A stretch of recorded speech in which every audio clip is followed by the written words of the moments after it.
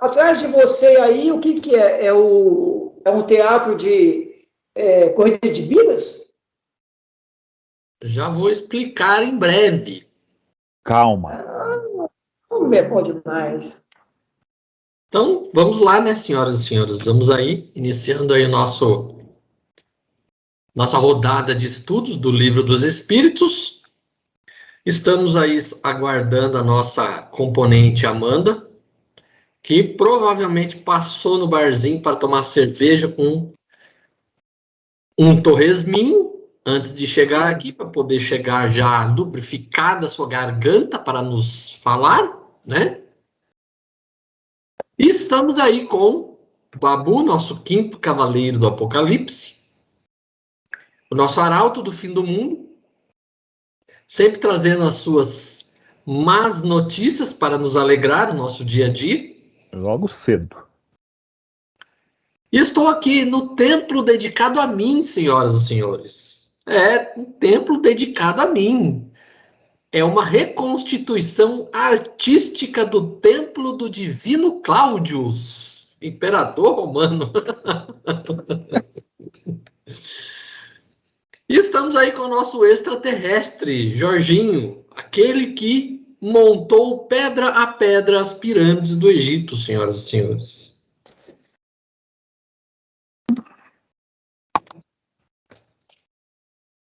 Vamos lá, então. Podemos? Então, comecemos onde paremos. 645, vamos lá, vamos certinho. Quando o homem está, de algum modo, mergulhado na atmosfera do vício, o mal não se torna um arrebatamento quase irresistível? Arrebatamento, sim. Irresistível, não.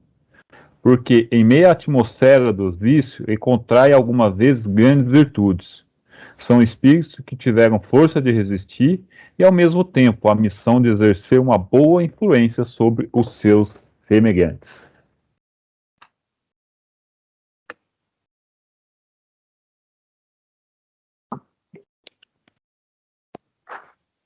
Rapaz, olha, essa questão aqui, ela é uma pancada na cabeça das pessoas em relação digamos assim, que é o meio social que te forma a condição de existência, ou seja, a pressão do meio social é que te molda, né?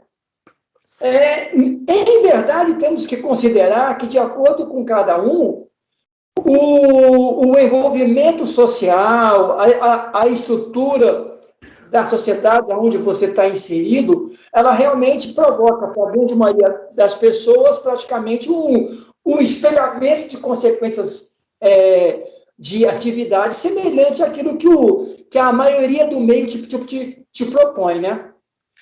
Mas a doutrina, ela nos coloca que o espírito é responsável, inclusive até se ele se permite ser o arrastamento, porque irresistível não é. Porque se a lei do certo e do errado, você sabe qual é, porque está na consciência, permitisse a ela ou não, você sempre vai saber que está errado, é porque você se permitiu a isso. Foi até o material do nosso último encontro lá de estudo lá, aquele, eu acho que é março de 69, a Revista Espírita, né? Sobre a carne é fraca lá. É fraca, exatamente. Não é a carne que é fraca, o espírito que é tendencioso. Aí, quando há esse meio viciante, é uma aprovação. Nem fala assim, tem um arrebatamento, você pode ir com os outros, mas a virtude é resistir a isso, tanto que não é irresistível, é força de vontade. Mas, ô Babu, uma coisa que nós não podemos também, digamos assim, desmerecer é aquilo que é uma realidade sociológica que já se falava desde os anos 70. Ou seja, o peso da sociedade onde você está inserido realmente, de acordo com a sua condição psíquica, ela tem praticamente não irresistível, mas uma força quase que condicionante, né? Agora, que força é essa que digamos assim, qual seria a percentagem, né, de 0 a 10, qual seria a força de você ser envolvido de tal maneira que você não consiga resistir, e qual seria o seu esforço também para conseguir ser livre disso? Não, isso aí é o desenvolvimento moral do espírito, Jorginho. A força para resistir, a matéria não vai, como nós falamos, matéria não tem vida, não tem inteligência, não tem vontade. É o espírito que comanda tudo. O espírito vai se deixar arrastar ou vai ter a virtude de resistir. E aí, Claudinho, meu filho? Quem faz a sociedade é as pessoas, Jorge. A sociedade não é um ente separado. Então, a pessoa é que faz aquela sociedade ser boa ou ser ruim. Então, não é a força da sociedade que vai influenciar o indivíduo, é o contrário. Então, se aquela coletividade tem tendências atrasadas, aquela sociedade vai ser atrasada. Um espírito de um caráter mais superior que reencarnar naquela sociedade lá, ele vai destoar da maioria. Se ele for alguém que realmente tem convicção das dos seus pensamentos, das suas ideias, ele não vai se deixar influenciar, porque ele não faz parte da mesma coletividade, do mesmo pensamento daqueles indivíduos. Então, não existe força da sociedade. A sociedade é feita pelos indivíduos.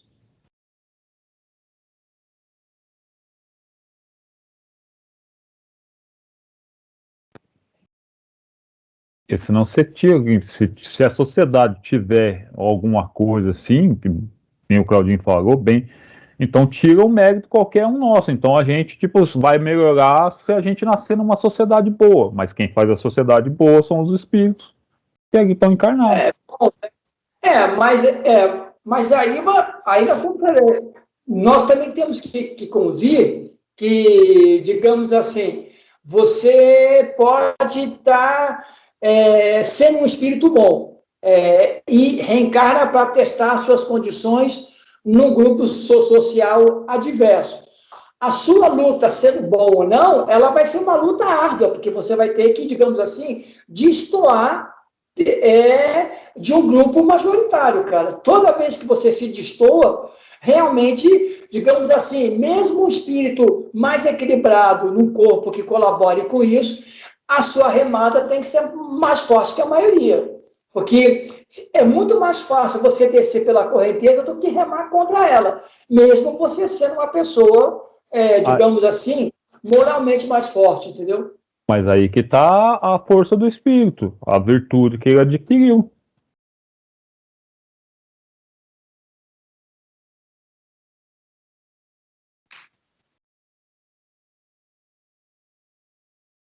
Aí, meu jovem, tem um dos padres que vieram no Brasil, Padre Antônio Vieira.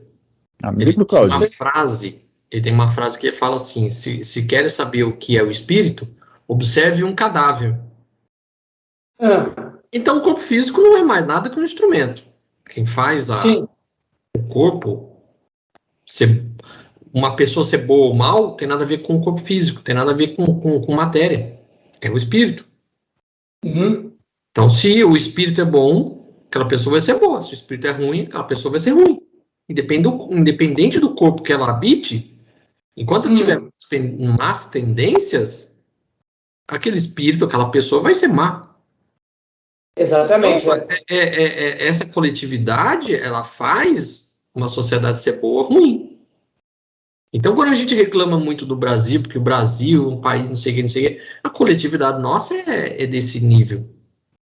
Muitos trocam o voto por vantagens. Você vai reclamar dos políticos? Então, é isso. Afinal das contas, uma sociedade é boa ou ruim conforme aqueles que a compõem. Exatamente.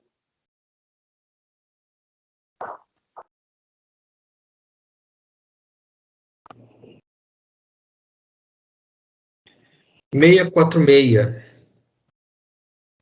mérito do bem que se faz está subordinado a certas condições, ou seja, há diferentes graus no mérito do bem?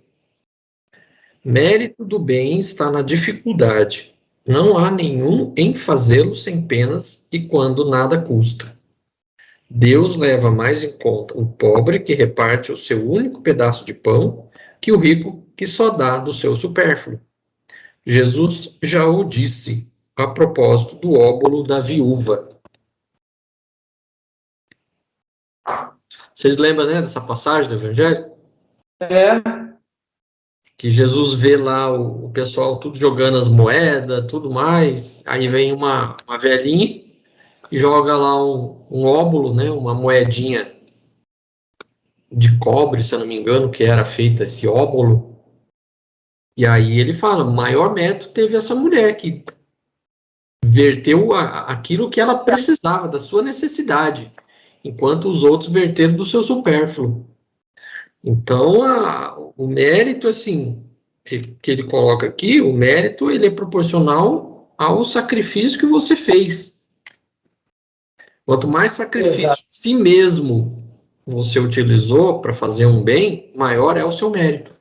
De si mesmo, é uma boa, né? Não adianta fazer mérito com as coisas dos outros. É. E também mérito em relação aos outros, você não consegue, o mérito sempre é seu. Né? Isso, digamos assim, alguém fazer por você não te dá nenhum tipo de garantia para nada, porque a garantia está em fazer, tanto para o bem, né, como responsabilidade pessoal pelo desastre, né? Você pode dizer assim, mas o Babu mandou eu fazer. Não, mas você podia escolher não fazer. Mas você fez, tudo bem. O Babu responde pelo que ele pensou, você responde pelo que você fez. Isso é uma boa realidade mesmo. Gente, nós estamos chegando na divisão da lei natural, hein? Na 647. Toda a lei de Deus está contida na máxima de amor ao próximo, assinada por Jesus? Certamente, essa máxima encerra todos os deveres dos homens entre si, mas é preciso mostrar-lhe a aplicação de outra forma. Eles podem negligenciá-la, como fazem hoje. Aliás, a lei natural compreende todas as circunstâncias da vida, e essa máxima não é dela senão uma parte.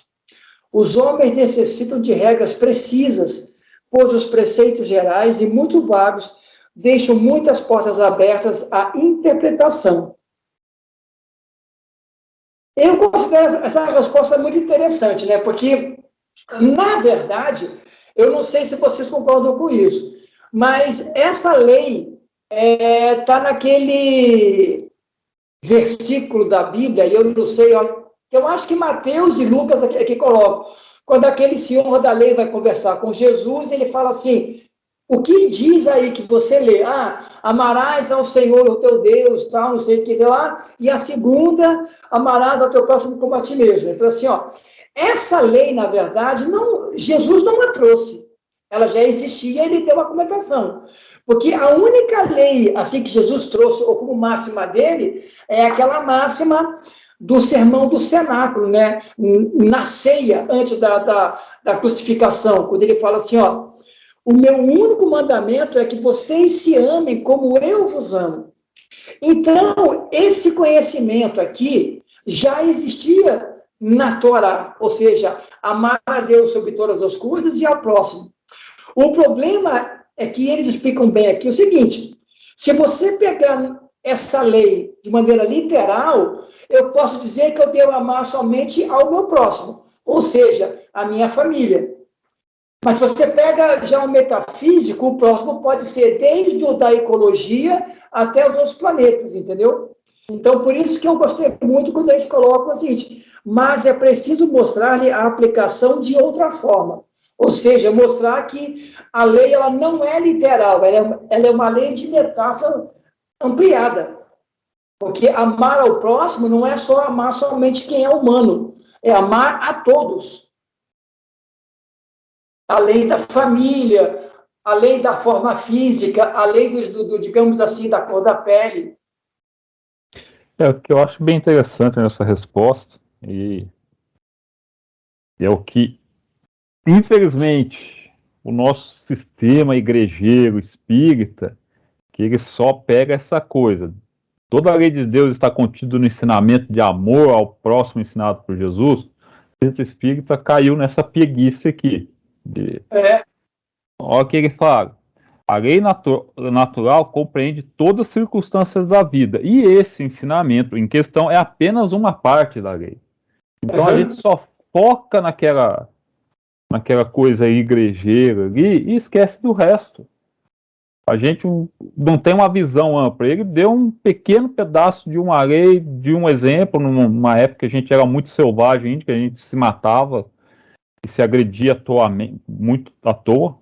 Não muito diferente de hoje, mas já hoje um pouco mais melhor. Mas essa parte do amor ao próximo, de respeito, é uma pequena parte só da lei. Não é a lei toda. A gente não vive essa lei toda ainda e nem tem noção dessa lei toda ainda. Porque aqui quando ele fala que compreende, né, que a lei natural compreende todas as circunstâncias da vida, que está falando assim, não adianta nada eu amar o próximo e devastar toda a floresta e acabar com toda forma de vida vegetal e animal. Não adianta nada. Então, essa amar o próximo uma coisa. A gente não pode negligenciar o restante das leis naturais, que compreende tudo. Tudo que vive. Né? Respeitar a natureza, respeitar os animais, tudo isso daí.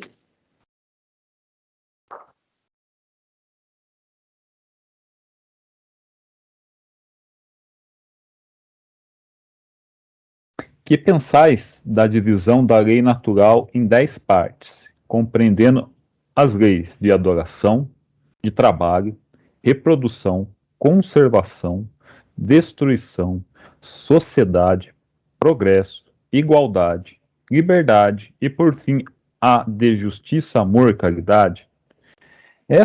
Essa divisão da lei de Deus em 10 partes é a de Moisés e pode abranger todas as circunstâncias da vida, que é essencial. Podeis segui-las, embora ela nada tenha de absoluto, como não tem os outros sistemas de classificação que depende do ponto de vista sob o qual se considere o que quer que seja. A última lei é a mais importante, e é por ela que o homem pode avançar mais na vida espiritual, porque resume todas as outras.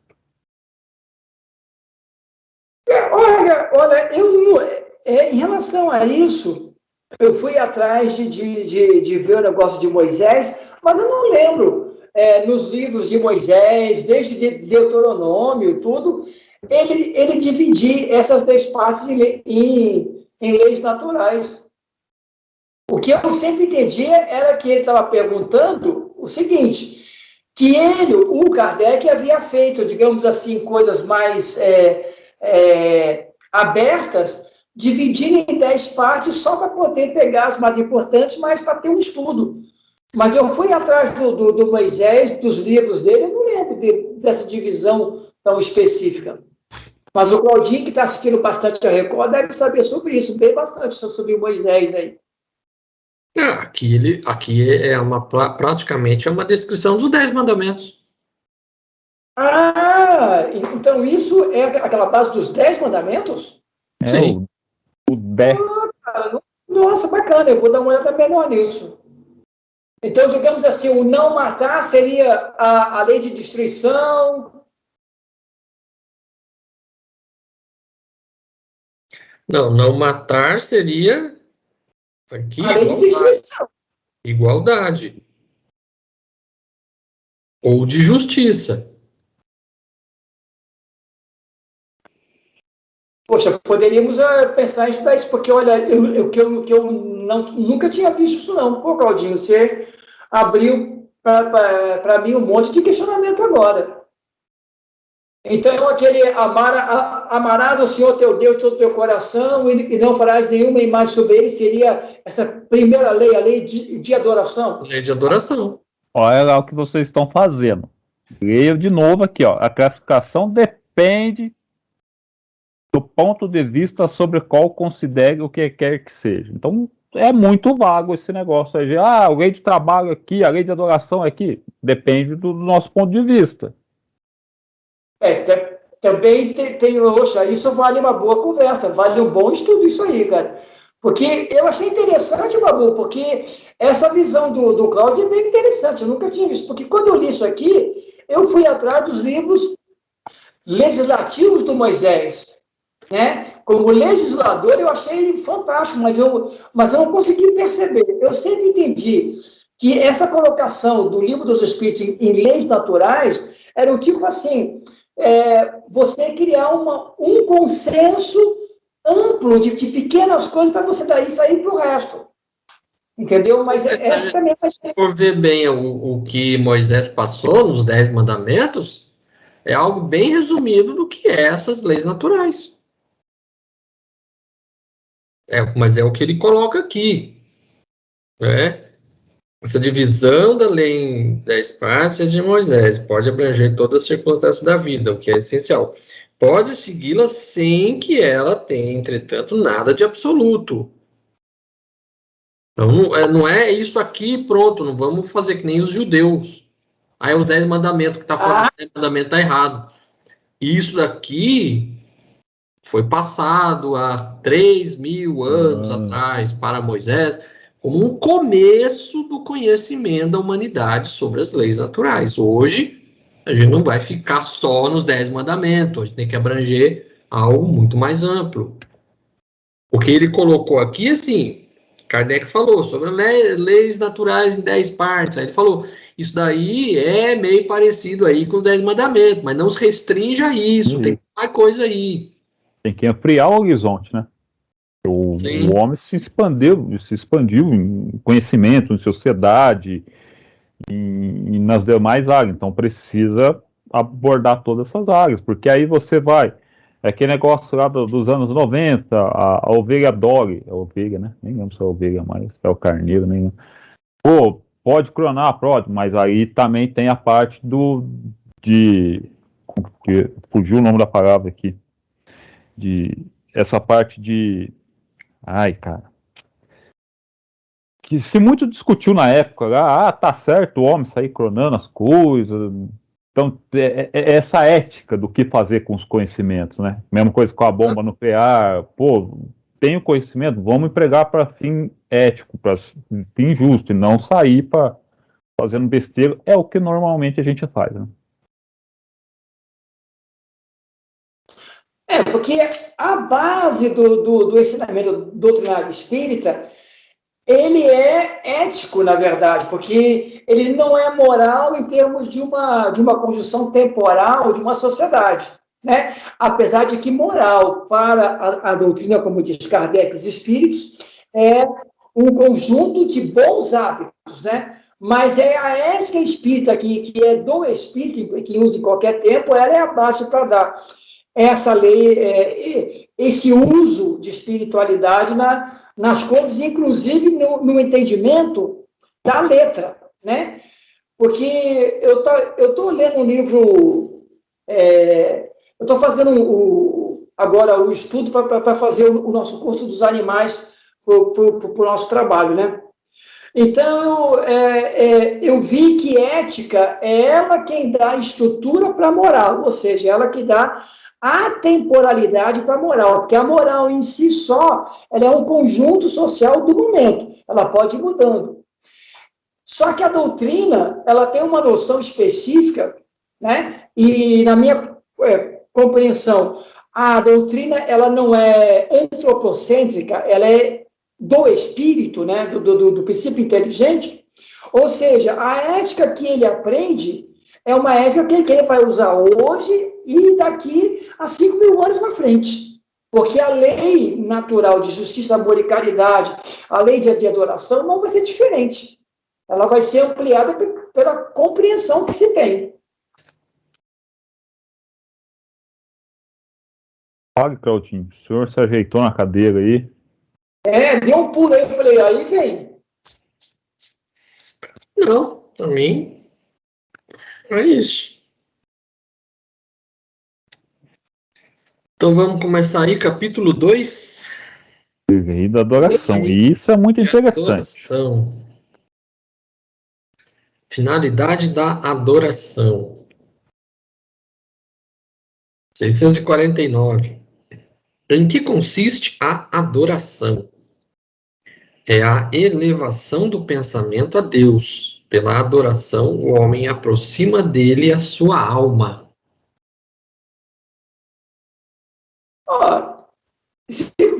Falamos de ética e de moralidade, né? de moral, de conjunto. O que nós estamos fazendo aqui é aproximando a nossa alma a Deus, na minha opinião. Ou seja, quando nós estamos envolvidos num pensamento justificado de harmonia e de qualidade para uma pessoa de virtude, é uma elevação do nosso pensamento a Deus. O que é que vocês acham disso?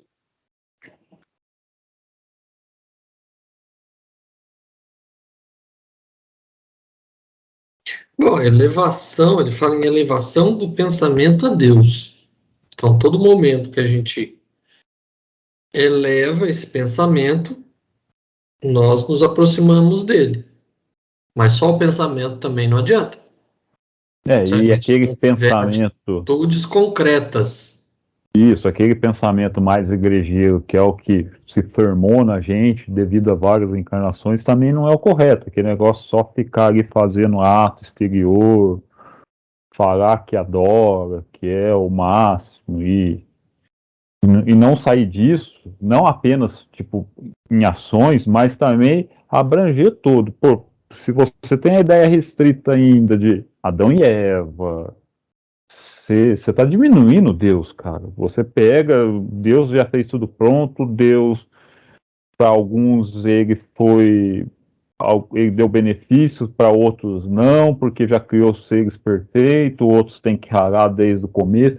Então, tipo assim, é uma adoração nula praticamente, né? Porque é uma coisa arcaica que não expande a visão de um Deus que começou com tudo, que se a gente pensar nesse universo que a gente mal conhece, um pedacinho só, né? Tudo respira, tudo tem vida, tudo começou de alguma coisa. A vida aqui na Terra também começou da forma mais simples até chegar onde nós estamos.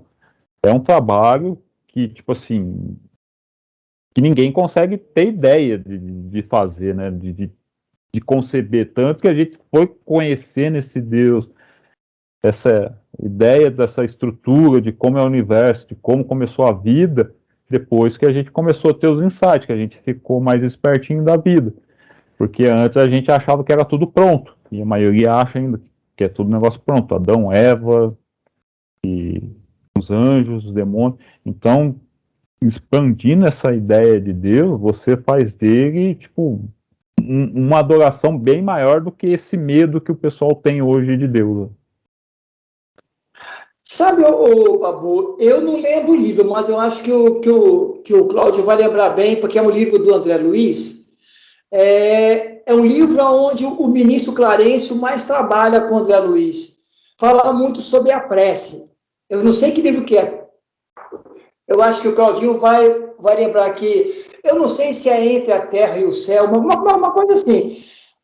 Que é o Clarencio que vai atender um caso e começa a se falar especificamente sobre prece. E o ministro Clarencio fala uma coisa que eu achei interessante. Ele fala assim, que a ligação do pensamento a Deus é constante. Nós é que não percebemos isso, porque ele coloca o seguinte, que Deus, né, por estar na sua vibração em tudo, através dos seus prepostos, sempre de alguma maneira, até inconsciente, você está ligado a ele. Mas ele fala que nesse momento da adoração, da prece, é quando você fica mais atento à existência dele. Eu gostei dessa explicação metafórica, entendeu? Eu falo assim, porque nós vivemos em comunhão permanente com o Criador, só que você não está atento a isso. A adoração, a prece, é quando você se torna consciente da existência dele. E ele fala até que a prece, qualquer que ela seja, sempre é ouvida e sempre chega a sua resposta. Nós é que não percebemos isso. Não sei se é o livro Entre a Terra e o Céu, isso eu não lembro. Eu sei que quem trabalha junto com o André nesse livro é o ministro Clarencio, aquele ministro que recebeu o André Luiz lá no nosso lar. Você lembra, Cláudio, que livro que é, não? Ah, não lembro, teria que dar uma olhada. Mas é o ministro Clarencio que está mais tomando conta do trabalho junto com o André Luiz. E eu achei isso muito bonito. Por isso que eu falei aqui que, digamos assim, como nós estamos sempre na quarta-feira, né, hoje, por exemplo, para mim, isso para mim equivaleria a um evangelho no lar. Porque nesse momento nós estamos ligados num pensamento a Deus, mesmo sem perceber.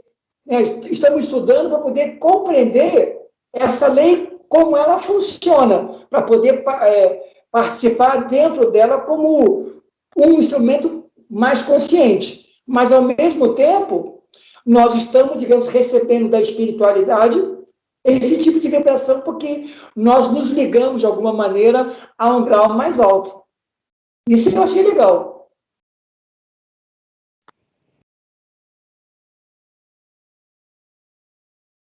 Eu acho que não, mesmo quando você desconhece a existência de Deus, você procurar a verdade, você procurar fazer o que é certo, isso por si só já te aproxima, porque senão, nas sociedades antigas, quando o cristianismo, quando o monoteísmo não existia, então quer dizer, ele nem estava conectado a Deus. E até esse pessoal que não acredita em Deus, né, mas tem ações, boas ações com o próximo, e não faz oração, não vai fazer oração porque não acredita em Deus, primeira coisa, então para que vai orar? Mas se ela é uma pessoa correta e digna, que ajuda o próximo, tenta ser útil de alguma forma, está se aproximando de Deus. Gente, e o que vocês colocaram agora seria uma heresia em termos da religião, né? Porque a religião, ela não coloca isso, ela coloca que a salvação é sempre em função do ensinamento religioso. Porque, por mais que se fale de, digamos assim, né, que é o cristianismo, seja lá, a aceitação da palavra, quando você não entendia a palavra, como é que você ia ser salvo, né? Então, essa é uma questão que, inclusive, os religiosos hoje ficam meio encabulados. Porque se você falar, peraí, e os tempos antigos que Jesus nem estava aqui, como é que o povo era salvo? Ah, mas isso é época, agora que com Jesus apareceu, é só ele que salva. Peraí, e antes? Ele estava ou não estava? Isso que vocês colocaram realmente para o meio religioso é uma heresia. Aí que a gente percebe que Russell colocava que a religião em si ela não é uma coisa boa. A religião, ela se presta, na verdade, hoje, pelo que a gente vê, vamos dizer assim, para dominação. É puro e simples. Não existe um interesse de realmente você educar as pessoas, você esclarecer. As religiões que a gente conhece tradicionais aí, elas são no intuito de te fazer de rebanho mesmo. Ou seja, Sim. você ser comandado, você não pode pensar por si só. Você não pode ter independência de razão. Você tem que acompanhar a boiada. Se você não aceita Jesus, você não será salvo. É isso que eles colocam. É um absurdo um negócio desse. Vamos embora. 650. A adoração é o resultado de um sentimento inato ou produto de um ensinamento. Sentimento inato como o da divindade. A consciência de sua fraqueza leva o homem a se curvar diante daquele que o pode proteger. O começo da sua frase da resposta ficou estranho. Leia de novo, por favor. Ó, sentimento inato como o da divindade. A consciência de sua fraqueza leva o homem a se curvar diante daquele que o pode proteger. Eu estou lendo aqui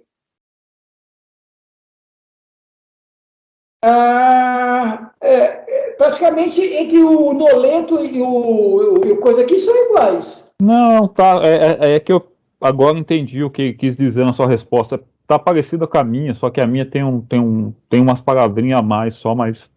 Mas diz aí, então, qual é a palavrinha a mais aí para ficar melhor? É um sentimento inato, porque ele fala, adoração é para o homem o resultado de um sentimento natural ou consequência de um ensinamento. É sentimento inato, como o da existência de Deus. Ou seja, tanto da adoração como da existência de Deus é um sentimento inato já na pessoa. A consciência de sua fraqueza leva o homem a se curvar diante daquele que pode protegê-lo.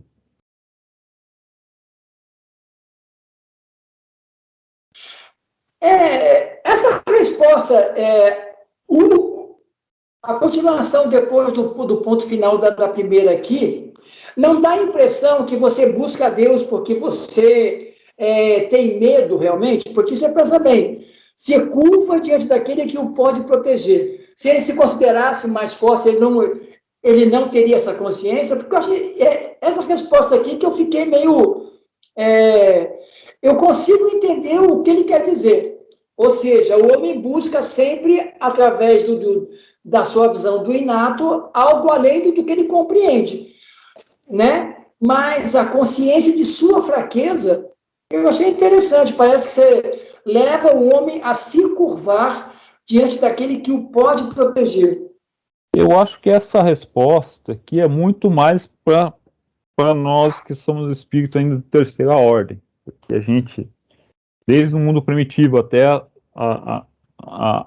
essa parte atual da sociedade, a gente ainda tem a gente tem que buscar uma força interior. Então Deus para a gente tem ainda essa força de ajudar a gente até nas horas mais difíceis, porque o homem por si só não tem não ganhou a capacidade ainda, por eu que tenho que ser responsável por mim mesmo.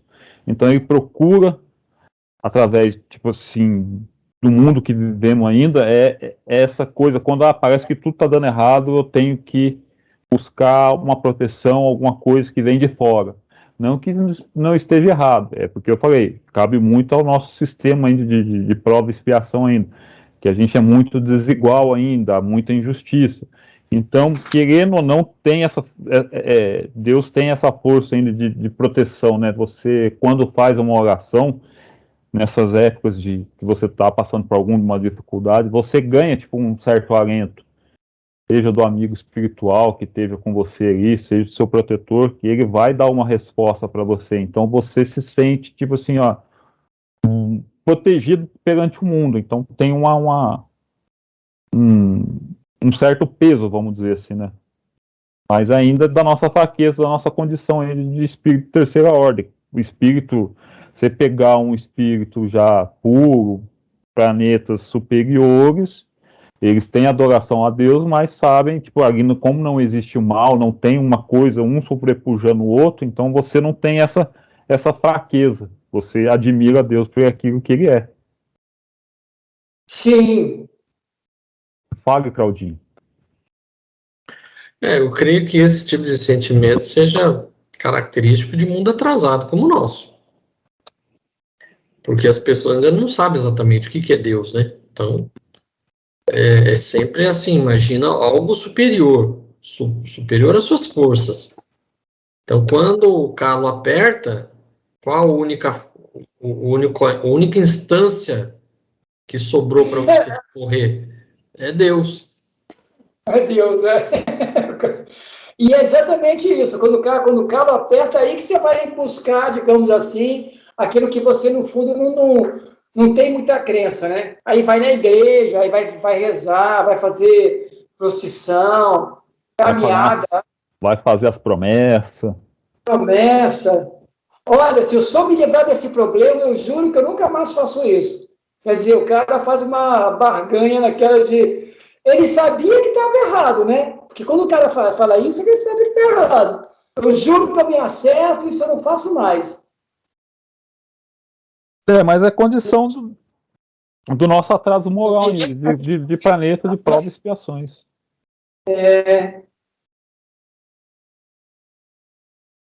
Porque aqui impera a injustiça ainda, né? Então, como a gente... Era injustiça mesmo, é. Sou Joe? Era estudo. 651. Houve povos desprovidos de todo sentimento de adoração? Não. Nunca houve povos ateus. Todos compreendem que acima de tudo há um ser supremo. Todas vestígios históricos que a gente tem de povos, todos têm um, ou pelo menos vários deuses. Então eles acreditavam em alguma coisa. Cláudio, é isso que faz que, em relação a essa generalidade, porque você pensa bem, a única religião oficial que realmente tira a reencarnação, que também é uma coisa inata, foi o catolicismo, porque o cristianismo tradicional, primário, era reencarnacionista. As religiosidades indígenas, elas são também reencarnacionistas, falam da transmigração, que você morre aqui, pode nascer lá. Quer dizer, pelo fato de nós sermos espíritos, né, e encarnarmos muito tempo em vários lugares, essa visão de espíritos, de divindade, da reencarnação, já é uma coisa inata, porque ela já vem acho que do DNA espiritual que nós temos. Se a gente for ver desde a Idade da Pedra, sempre o homem ele sempre teve um temor de algo sobrenatural. Isso era uma demonstração de que ele conhecia que existia algo superior às forças dele.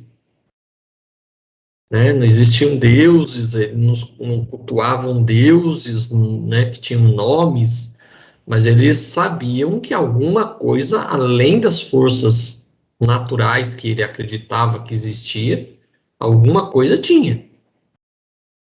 Então é a mostra de que realmente é o que ele coloca aqui. Nunca houve nenhum povo ateu. Todos eles sempre cultuaram alguma espécie de divindade. E a maioria eram povos politeístas porque eles ainda não compreendiam exatamente as forças naturais como provenientes das leis naturais que regem o mundo. Mas um sentimento de divindade sempre existiu. Mas, Cláudio, em relação ao politeísmo, eu sempre tive uma ideia, digamos, que era uma forma de você, digamos assim, buscar o secretário mais próximo do que buscar o chefe que está muito acima. Porque você pensa bem, quando fala que, de alguma maneira,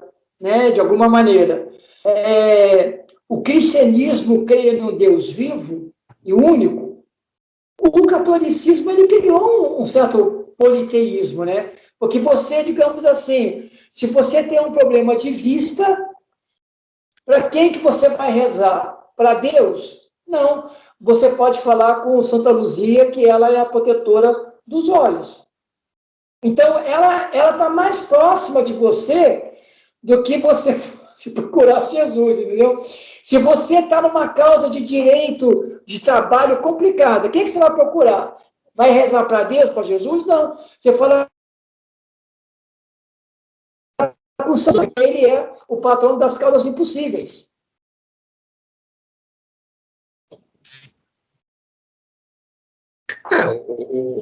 Toda essa coisa dos santos da Igreja Católica, a gente está careca de saber que é influência do paganismo, né? Eles continuaram fazendo aquilo que era muito mais fácil de fazer, que era deixar as pessoas ignorantes, né? E mais fácil de conduzir. Porque fica bem mais próximo você conversar com o santo que está ali do que para atingir Deus que está meio longe. Mas então você fala com o secretário que, né, ele faz a intermediação e se ele puder, ele mesmo colabora, né? Nossa Senhora Aparecida, né? Nas suas mais variantes divisões, né? Por exemplo, hoje aqui em Jacareí é feriado, né? Porque é o dia de Nossa Senhora da Assunção, né? Não é a Nossa Senhora que deu a luz, é aquela quando ela ascendeu aos céus também pela elevação do seu corpo. Não sabia que tinha tantas Nossas Senhoras assim. Tem a Nossa Senhora de Fátima, tem a Nossa Senhora Desatadora de Nós, tem a Nossa Senhora Nechubokov, que é lá da Rússia, que também apareceu para pastores, né?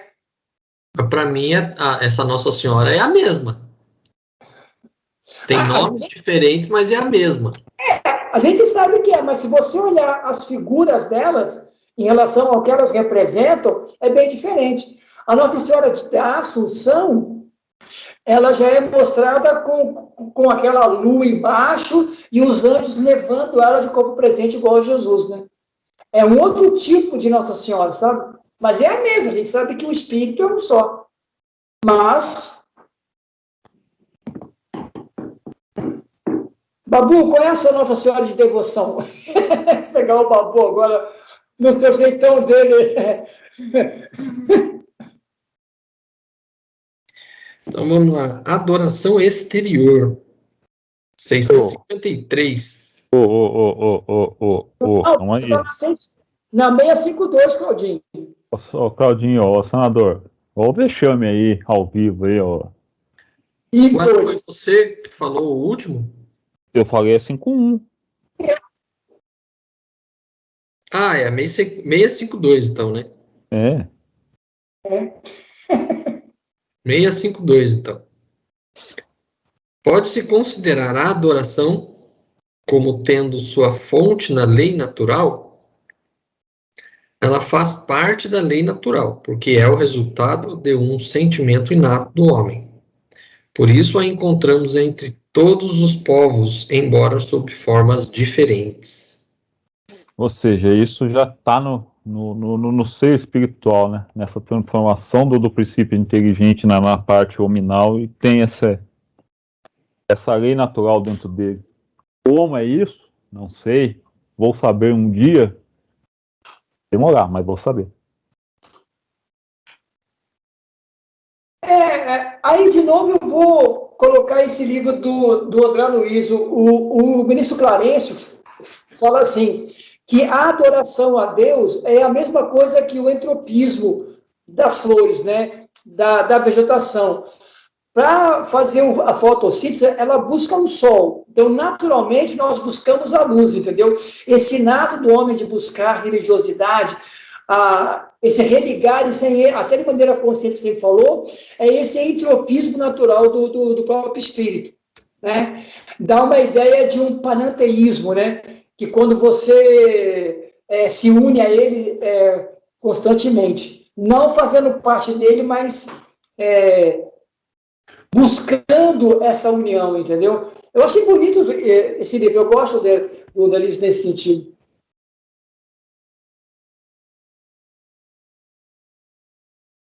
Realmente é algo complicado de explicar isso aqui, né? Resultado de um sentimento inato do homem, mas ela faz parte da lei natural, ou seja, pelo que ele coloca aqui, nenhum ser humano pode deixar de ter essa adoração, porque todos fazem parte dessa lei natural. Então, ninguém pode dizer, eu sou ateu, não acredito em ninguém, não acredito em nada. A pessoa pode não acreditar nesse momento, diante vamos dizer assim, do seu inconformismo com a situação material em que a pessoa está, ou a situação na vida que a pessoa passe. A pessoa pode dizer, não acredito em nada. É mais uma desilusão fruto das suas decepções do que, de fato, um sentimento que não o liga a Deus, né? A ausência dessa adoração, ela não pode existir no ser humano. É impossível alguém que não tenha essa adoração, vamos dizer assim, essa ligação. É mais essa coisa de dizer que é ateu, é mais uma desilusão material mesmo. Não, tem, os espíritos colocam essa negação de Deus por dois motivos. Um, por orgulho, que o homem não aceita ter alguém superior a ele. Ele não aceita essa ideia de ter um ser superior que seja mais inteligente. Então os espíritos... E a outra é aquele caso que o pessoal assim, vocês estão desenhando um Deus para mim que eu não aceito. Se for esse Deus, eu prefiro não aceitar. Prefiro acreditar que não existe nada. É porque, na verdade, quando o cara fala ateu, eu sempre vejo isso, né? O cara tá não crendo no Deus que ele conhece pelas religiões. Porque, digamos assim, não acreditar na natureza, não ficar extasiado diante de uma beleza, o cara não ser, digamos assim, às vezes se emocionar, isso é impossível. Quando acontece isso, porque aqui quando fala para mim de inato no homem, fala de inato no espírito. Porque o homem, como a gente conhece, é só um reflexo, uma personificação. Mas o espírito nosso, na verdade, ele tem mais que uma crença em Deus. Eu acho que ele tem quase que uma atração ao superior, né? Por exemplo, o fato de nós sermos tão passionais, emocionais, para mim já é uma adoração, né? Eu conheço muito ateu que se emociona quando vê uma arte bonita, vê um filme, o cara chora. Quer dizer, no fundo ele tem uma religiosidade, né? Ele pode falar que isso não é deísta religiosa, mas é.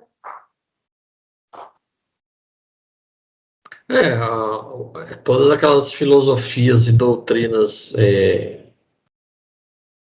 vamos dizer assim, ateístas que a gente viu aí século XIX, é resultado da decepção com a religião, né?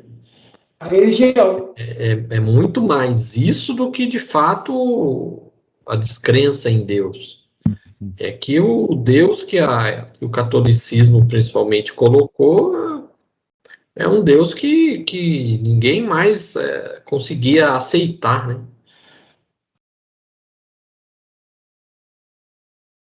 E o Deus religioso que as religiões normais se colocam é muito complicado você suportar se você tem uma certa inteligência mais arguta, que começa a questionar, né? Sabe,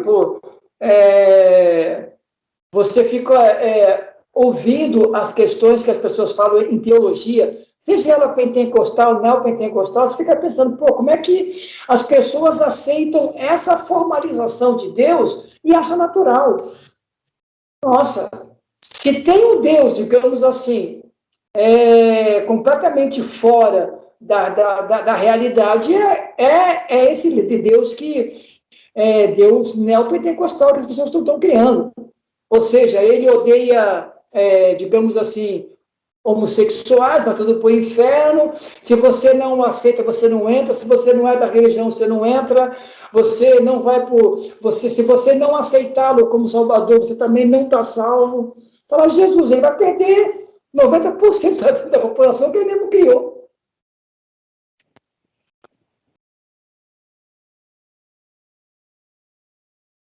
Essa é o senhor, Jorginho.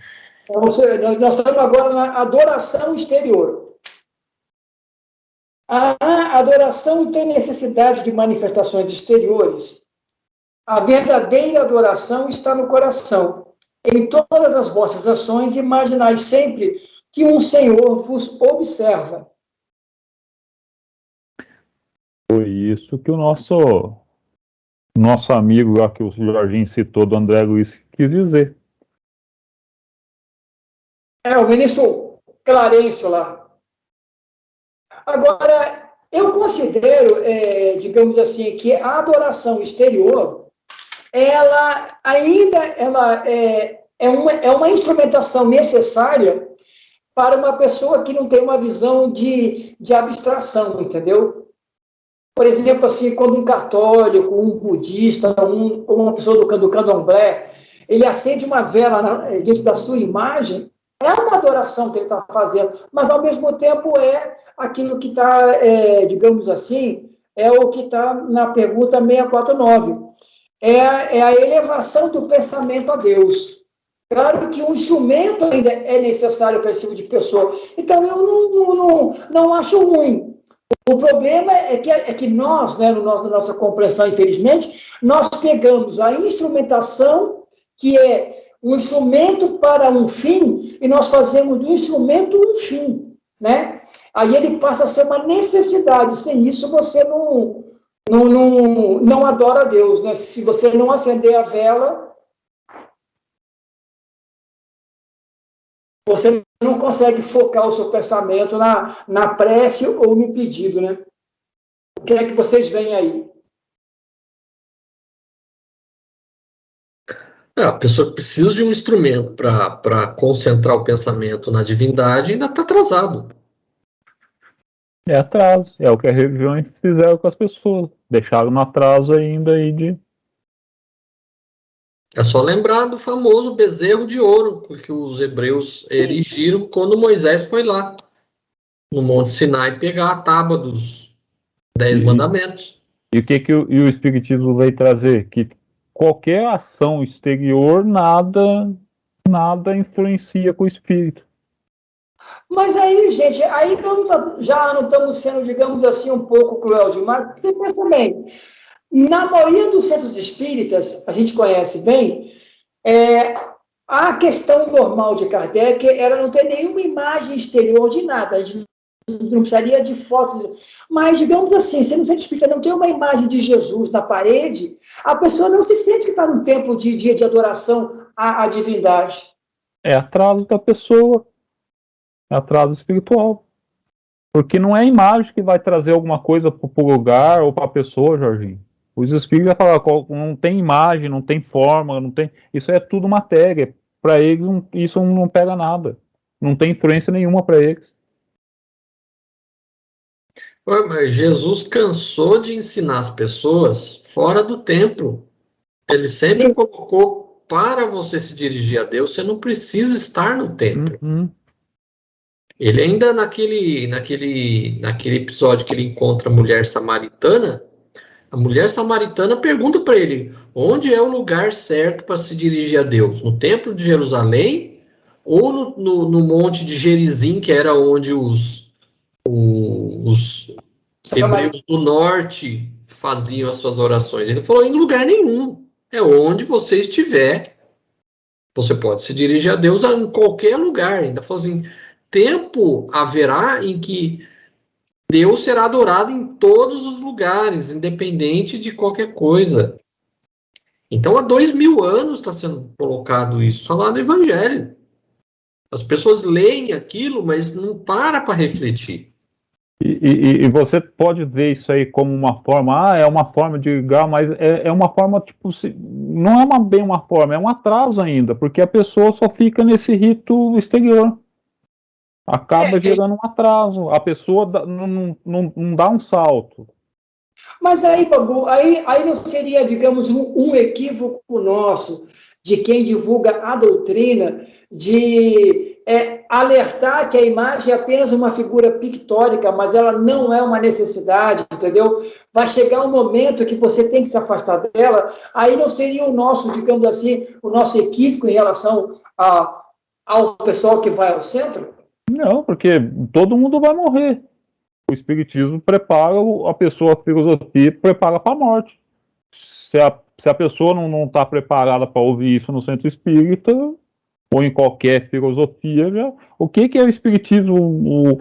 É você deixar, ou a filosofia é você deixar esse mundo um pouco melhor, sabendo que a existência ainda é espiritual. Então, vou ter que falar da morte. Não fala da morte que fica meio guindrada. Desculpa, todo mundo vai morrer um dia ainda. Então, você vai ter que largar também seus santinhos aí, suas coisas. Se a pessoa fica ofendida com isso... Não, mas o espiritismo ele não pode ser iconoclasta. Sim. Tem que ser esclarecedor. Se a pessoa vai no centro espírita, não vê nenhuma imagem de Jesus, e aí vai embora, ela ainda não está naquele estágio para entender que os ícones, as imagens, seja lá o que for, não tem nenhuma influência na forma como ela se dirige à divindade. Se ela ainda está apegada a imagens para se dirigir a Deus, ela ainda não está preparada para aprender coisas que o Espiritismo coloca. Isso vai precisar de tempo. Talvez na própria encarnação ela já esteja mais preparada. Nessa ela ainda não está. O que falta para o espírito também, que cai naquela preguiça? É falta de caridade falar isso para a pessoa, você tirar isso da pessoa. Se a pessoa vai no centro espírita mesmo para aprender, ela vai ter que lidar com essa situação. Não fala isso, coitada da pessoa, é falta de caridade. Não é. O espiritismo veio para esclarecer. Você deixar a pessoa, não fala isso porque é falta de caridade. Não é falta de caridade. Você não está sendo caridoso com a pessoa, você não está ajudando ela a dar um pulo maior na vida. Você fica nisso, mas tadinha, que você queira. Isso aí não é falta de caridade. Isso aí é o que o nosso amigo acabou de colocar aí. Você não está fazendo o papel nem de um esclarecedor, você está deixando a pessoa ali e ainda trazer coisas místicas para o lugar. Ela vai ficar ainda agarrada naquelas coisas. Porque eu vejo muito isso, né? Se nós colocarmos uma imagem de Jesus, tipo um quadro assim, do rosto dele e tal, não seria isso que faria aquele ficar mais religioso ou não. Mas, ao mesmo tempo, se você mantém e passa a fazer daquilo uma figura, digamos assim, de um trabalho de focalização, você não ajuda a pessoa a sair do instrumento. É isso que é complicado, né? Se você deixa vazio, fica sem adornos, beleza. Puxa, mas aqui não tem nada, é uma bandeira branca e tal. Mas se você coloca, você pode cair nesse tipo de trabalho. O espiritismo é justamente para romper essas coisas. Você ficar colocando essas coisas, você vai estar alimentando essa coisa falsa da pessoa nesse parente, é falta de caridade com a pessoa. Principalmente porque ninguém vai no centro espírita obrigado. Você foi porque você quis. Se você não se sentiu à vontade, se não é aquilo que corresponde às suas expectativas, nenhum é obrigado a ficar ali. Tem razão.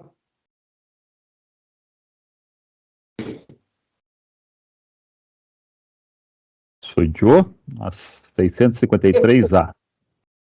A adoração exterior é útil? Sim, se não for uma farsa, uma vã simulação.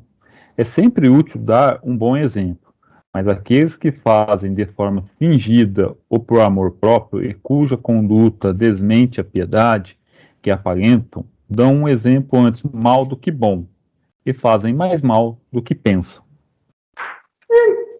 Essa resposta é muito legal. Quer dizer, não adianta você fazer toda vez, lá no dia 12 de outubro, fazer a caminhadinha lá para Aparecida, e a sua vida ser um inferno para os vizinhos, família e o cacete. Não, vamos caminhar até a Aparecida, porque é o sacrifício da padroeira. Beleza. Mas a vida... Putz. Não adianta a pessoa lá na igreja ou no centro espírita ser uma pessoa que atende, que ajuda todo mundo e é um tirano dentro de casa. De casa. Você está lá fingindo que você é um trabalhador. Fica lá fazendo lá um monte de preleção, recomendando às pessoas a caridade, o amor ao próximo. Chega em casa e se faz de um ditador para o cônjuge, para os filhos, né? E tem também o que vovô fala também, né? Percurando o Piro fala, e depois vão trazer também. Que chega no centro espírita e faz aquela vozinha, né? Ei, meu irmão, minha irmã, seja bem-vinda. Porque não, hoje em dia, principalmente o Claudinho vai saber aí, umas correntes espíritas aí, não vão colocar muitos nomes, né? Porque tá ao vivo ainda, né? E tá gravando. Você tem curso para atender as pessoas, para falar dessa maneira no centro. Você tem essa simulação para atender a pessoa. O centro espírita dá curso específico para isso. Para mexer com o emocional, né? Para ser acolhedor, tal. Não, porque ser acolhedor é ser gentil, educado, compreensivo, empata, né? De você entender o sofrimento. Mas você passar ideias também muito, como é que chama? Muito messiânica também, acho que a pessoa, eu acho que fica muita babação também. Eu tenho um pouco de... Você cair naquele pieguismo é uma coisa muito chata demais. Muito chata. E dá uma coisa falsa depois da pessoa. A pessoa é desse jeito na vida, não é. Eu me lembro de um centro nosso aqui, que era um rapaz novo que estava vindo no centro. Ele começou a gostar do pessoal, participar e tal. Aí, um dos diretores chamou ele para assistir uma reunião de diretoria do centro. Cara, o cara saiu, foi embora, o cara voltou do centro, porque teve discussão. Ele ficou tão... Ele criou uma imagem do pessoal muito diferente. Chegou na reunião, você disse, pô, mas isso aqui tá errado, não pode acontecer tal. Ele falou assim, mas peraí, isso aqui é centro espírita, eu não vou ficar aqui não. Saiu no meio da reunião, foi embora, nunca mais voltou. Aí o cara que botou a culpa na gente, tá vendo? O cara ficou... Eu falei, não, mas vocês criaram uma ideia errada para ele de centro, sabe? Uma coisa de ver reunião e tal. Aí vai para uma reunião de diretoria, que o pessoal tá discutindo, olha, isso não pode fazer. Não, mas quero fazer isso, olha, não correto. Aí, nossa, decidiu, pô, mas é isso que são os espíritos? Eu falei, isso aqui é uma reunião de diretoria, cara. Ele achou que todo mundo era santo. Porque fica nessa falsa máscara, né? Acho que as pessoas... Eu já participei de algumas aí, teve uma lá que eu fui chamado, tava logo começando, já era diretoria de um centro, vai participar aí também, tá? Eu fazia trabalho também no outro. Primeira reunião que teve lá, falar pra você, parecia coisa de síndico, reunião de síndico de prédio, de condomínio. Rapaz, porque um começava a dar indireta no outro e começava a falar umas coisas, tipo assim, daqui a pouco o outro, então fala na cara, daqui a pouco virou um barraco, aí virou uma coisa linda, parecia reunião de pessoal do prédio, tá ligado? Uma coisa linda de se ver. Sim, cara. Porque e na verdade, Babu, é essas reuniões que nós deveríamos demonstrar o quanto a doutrina mudou a gente. E aí é que você fica, pô, não mudou nada, cara. Não mudou nada. Dirigir um centro espírita é uma direção de síndico. Tem que administrar, pô. Não está conseguindo pagar as contas pela mensalidade das pessoas, você não está pagando, ou você está, temos que mudar isso, está errado. Não, eu quero colocar a imagem de Nossa Senhora de Fátima. Cara, isso também tem dentro, porque a pessoa que criou um centro aqui em Jacareí era muito católica. E ele tinha uma imagem imensa, o cara era bom de dinheiro, uma imagem imensa, cara, enorme, meu. Quase tamanho natural, linda a imagem, muito bem feita. Artisticamente, eu queria ter em casa, entendeu? Muito linda. E aí ficou assim, nossa, isso... Aí dizia assim, problema não tem, ele não bota imagem. Não, mas se botar, eu saio. Aí eu falei assim, mas o centro é meu, fui eu que abri. Aí eu perguntei para Maria Emília, eu falei, olha, eu considero que não deve ter. Eu acho muito bonita. Como enfeite, pode colocar na porta, fica bonita. Mas no centro dá uma conotação, isso aqui não é igreja. Mas você é contra então Nossa Senhora, Maria Emília? Não, nós não somos contra Maria de jeito nenhum. E foi uma explicação. Cara, foi um inferno, bicho. E nessa ainda lá, né, nesse quebra-pau que teve ainda, e teve um lá, assim, não, porque aí tinha uns médiums lá também, né? Era para reunião transcorrer numa boa, né? Até, pô, depois espiritualidade, dar uma mensagem. Não, vamos botar aí para os médios, os espíritos, através dos médios, dar opinião. Eu falei assim, para com isso, pessoal. O que está faltando para nós? O que está faltando para nós aqui é sempre os básicos, é entender o espiritismo, é ser uma pessoa educada, que vocês estão fazendo aí, não tem nada. Se alguns, certeza que o espírito não vai querer escrever nada. E segundo, se escrever, vão mandar a gente estudar a doutrina espírita de cabo a rabo e aplicar a doutrina espírita, né? E, Babu, isso era uma prática antiga, né, de uma reunião, que eu acho que o Claudinho já deve ter vivido isso em Centro Espírita, que fazia reunião, né, quebrava pau, não sei o quê. Antigamente, os espíritos eram donos de centro. Aí depois, para tudo sair bem, agora o médium tal, que era o médium-chefe da casa, vai receber o mentor para dizer para nós o que temos que fazer. E o cara recebia, depois de xingar, falar palavrão na reunião, aí o mentor conseguia incorporar, cara. O pessoal acreditava nisso. Mas isso, sabe o que é? É falta de ler a Bíblia. Falta de ler a Bíblia. Se eu não me engano, a Epístola dos Coríntios, aos Coríntios de Paulo, ele diz que a reunião ela tem que transcorrer em harmonia, porque Deus não é Deus de confusão. Já começou com a programação dele da Record depois da meia-noite, já. Eu estou dizendo que o homem, vem cá, ele vai abrir uma igreja de espiritualidade, Claudinho, viu? Vamos lá, 654. Vai ser a última, né? Porque o senhor vai ter que fazer compra. Fazer compra. 654. Deus tem preferência pelos que o adoram desta ou daquela maneira?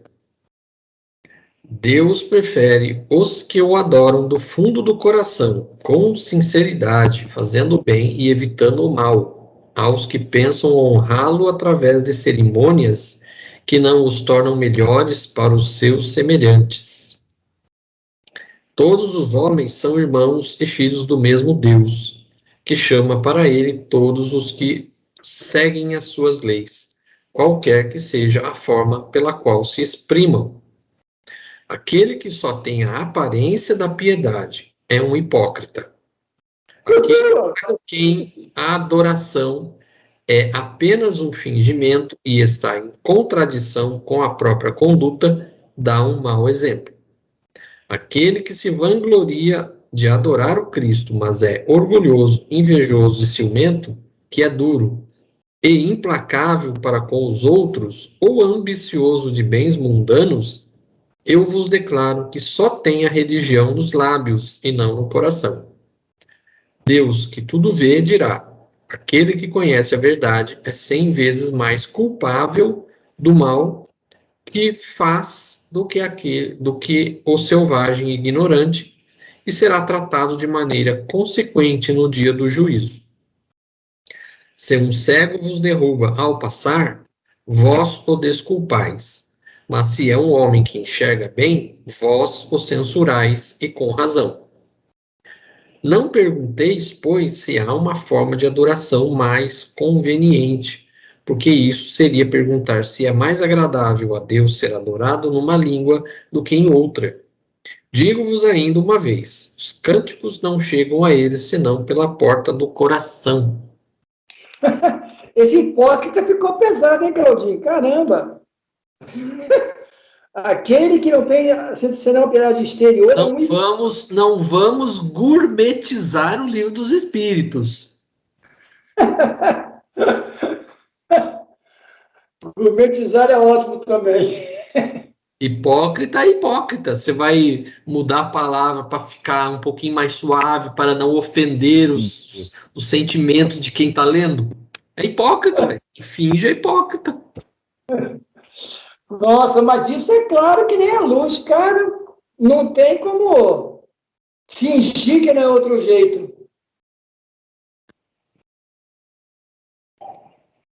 Aqui ele dá um recado curto e grosso, direto ali na ferida. Né?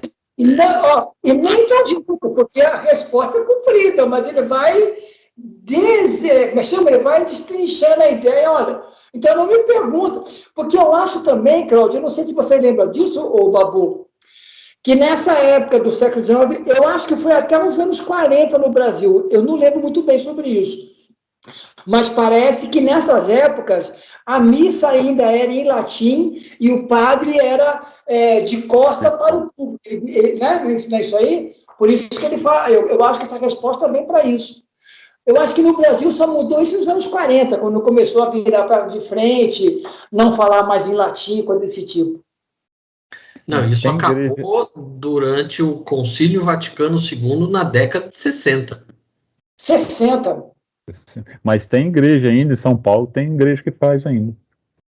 Tem algumas igrejas que são tradicionalistas. Na França mesmo tem um padre lá, que ele inclusive foi expulso da igreja porque ele se recusava a fazer a missa em francês. Ele só rezava em latim de costa para todo mundo. E tem uma grande corrente hoje em dia aí eu até falo porque minha irmã faz parte da igreja aqui daqui perto de casa aqui. O pessoal, assim, com a ignorância em todos os meios, tem muito pessoal no meio católico que está querendo voltar a essa velha tradição. E ainda. Parece que tem religiosidade maior, né? Parece que fica mais chique o cara falando latim. Eu não entendi nada, mas parece que pegou mais da minha alma, entendeu? Tipo E desse tipo. ainda querem também aquele voltar ao tempo do véuzinho na frente do rosto também. Nossa, nós estamos. Daqui a pouco vai ter que, digamos assim, só branco entrar na igreja e os caras ficam de fora assistindo. Você vê como é atrasado. Olha os espíritos da Idade Média reencarnando aí novamente, né? E já com banco virtual, hein? Isso que eu acho incrível. Os caras têm banco virtual, cara. Não? E aí e vê uma coisa absurda dessa. Acha chique, nossa, eu tenho o C6 Bank. Puta, que legal. Jorge, você tem que desencarnar no máximo em 10 anos, porque daqui a 10 anos, 15 anos, esquece, é tudo digital, Jorge. O senhor vai passar raiva nesse mundão. Vou passar, cara. Nossa Senhora. Bastava colocar botar mais uns caixas no banco para acelerar o processo. Caixa é bom, né? Em breve não vai ter nem caixa eletrônico no banco, não vai ter mais agência bancária, vai ser tudo virtual. Cara, eu espero não estar aqui. O senhor não vai poder ir no banco para poder fazer fofoca com ninguém. Tomar o cafezinho. Então, comer biscoito lá no Banco do Brasil. Terminamos por hoje, então? Beleza, menino?